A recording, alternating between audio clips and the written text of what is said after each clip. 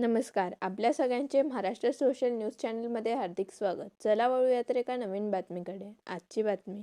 धुळे येथील पोलीस प्रशिक्षण केंद्रात 1,55,00,000 रुपयांच्या शासकीय निधीच्या अपहार प्रकरणी धुळे शहर पोलिसांनी 4 लोकसेवकांविरुद्ध गुन्हा दाखल करून अटक केली आहे. वेतनाशी संबंधित ऑनलाईन प्रणालीत फेरफार करून शासकीय रक्कम स्वतःच्या बँक खात्यांमध्ये वळवून शासनाची फसवणूक केल्याचा आरोप आहे.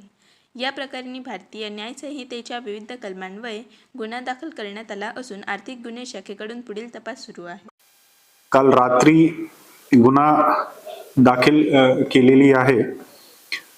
गुन्ह्याचा प्रकार असा आहे की धुळेमध्ये जे पोलीस ट्रेनिंग कॉलेज PTC जे म्हणतो, त्या PTC मध्ये डिसेंबर 2024 पासून एप्रिल 2026 पर्यंत 4 आरोपी कनिष्ठ श्रेणी लिपिक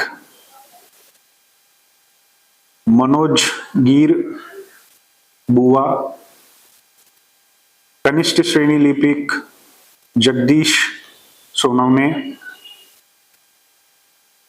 पुलिस ASI नरेश गीर गोसावी,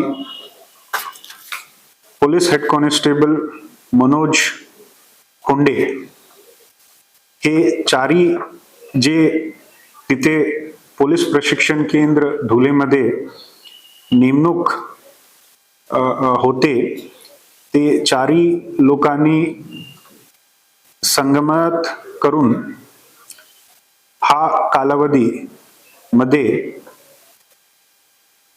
शासनाचा विश्वासघात आणि फसवणूक करून एकूण 1,55,00,000 असा अपहार केलेली आहे.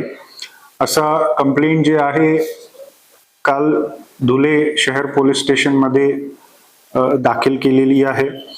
त्याप्रमाणे काल रात्री हे चारी आरोपीला अटक करण्यात आली आणि आजच्या तारखेला हा जे गुन्हा आहे ते आम्ही आर्थिक गुन्हे शाखा धुळे पोलीस अंतर्गत वर्ग केलेली आहे आणि येणार कालावधीला ते तपास करून ते लवकर तसा आम्ही चार्जशीट जे आहे ते फाईल करणार आहे.